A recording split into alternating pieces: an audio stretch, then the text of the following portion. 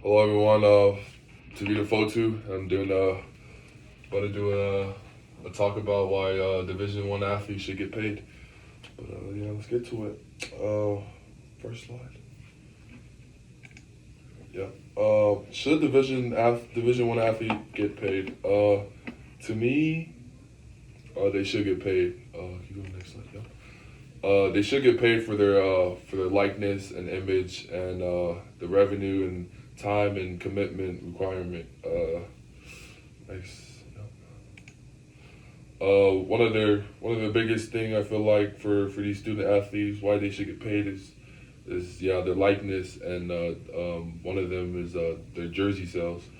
You have amazing athletes and that plays for different teams and these are like stars that bring in the money for the program and jersey sales will be one of them because an example would be Zion Williams, best probably one of the best basketball players that Duke ever had, and he had plenty of his jerseys sold out, and as you know, jerseys in college you know you don't have your last or like if you're trying to buy one from the store, your last name is not on it, but your number is still on the back, and these fans, you know, they still bought all the jerseys that had his number on it, and they knew who rocked the number one and for him to have all those jerseys sold out and more fans just buying it and him not getting nothing is just crazy because you know yeah but next slide. Revenue.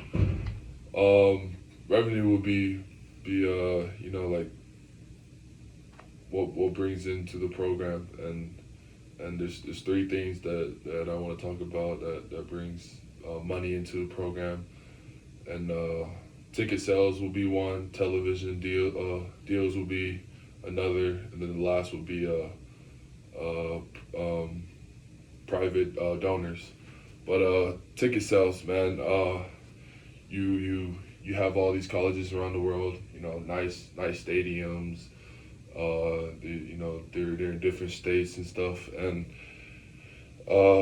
just going to the games, you know, you have to buy a ticket, and you see their stadium, see how big it is, and you see the amount of people in that stadium. That's you know just being so loud and bringing that energy to the football field or a basketball gym, you know, and and just imagining, you know, buy like how much the ticket will cost you to go into the game, you know.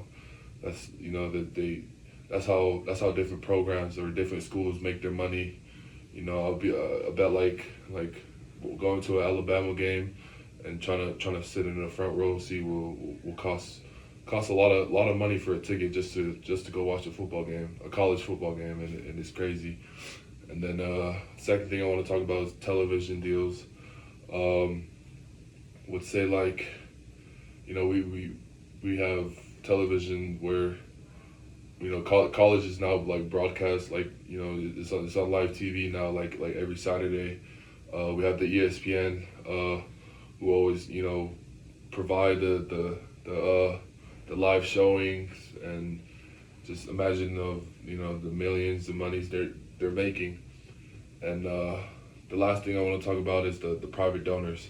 You know, it's people that just you know who have a lot of money and they want to provide donate to the program like whatever they need and those people will donate the money into the program and you know and that's how they will get more stuff, but then at the end of the day you know these athletes are getting nothing.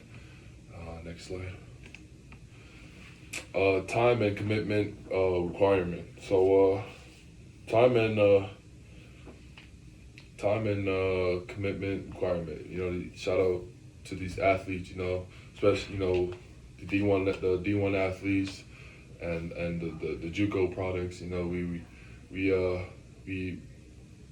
I like to say we have a lot in our hand and we bust our butts off to you know to play the game that we play. And in order to do that, you have to maintain a GPA. You have to have the grades to be in order to see the field and to play. And then on top of that, we have meetings and practices and treatment, and meetings might take hours, practice take hours, and then treatment takes minutes to do with getting your body healthy and doing that. And then to me, I would say I'll compare that to being a part-time job, because we just have to we just motivate ourselves to be better. Yes, yeah. Then the NCAA stands. This is the counter argument, and gaps between schools and recruiting. This is one of the things I wanted to talk about.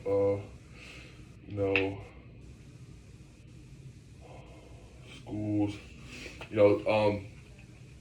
Just being, I think being recruited will still be the same, but these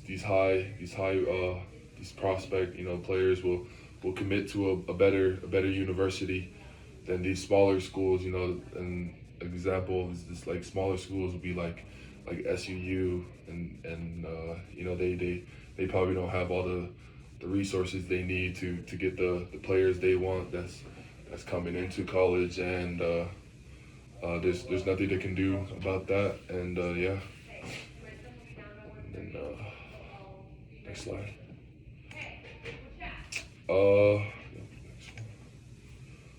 Not all sports bring in revenue. We have, such as America out here. We have a bunch of sports. We have baseball, hockey, tennis, all these sports. And to me, I think that that football and basketball, they bring in the most money into the program. I feel like any type of program, like any type of college, because who doesn't like to watch March Madness? Who doesn't like to watch two football teams go at it and just go crazy on the field? And to me, I feel like these two sports, they can support all the other sports by just making a bunch of money, and those other sports, whatever they can do by making their money, just making just millions of dollars. And just imagining them making the all this money they can get, and for them just to get a little bit of that money, that would be amazing.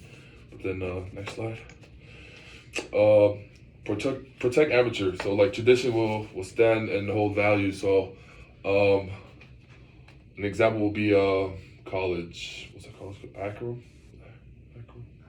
Akron. So if I was to get offered by Akron, and they told me, we'll give you this much money, and you can play for us, and I'm looking at their the past years, how many games they won, and they've only won 4 games in a year, and then I have another school who wants to talk to me, like LSU, and they just want to offer me to come over there and play, but don't want to give me money. But then I'm gonna pick the school that has been winning games, and I will pick LSU because they have a better tradition than Akron, and just playing for money.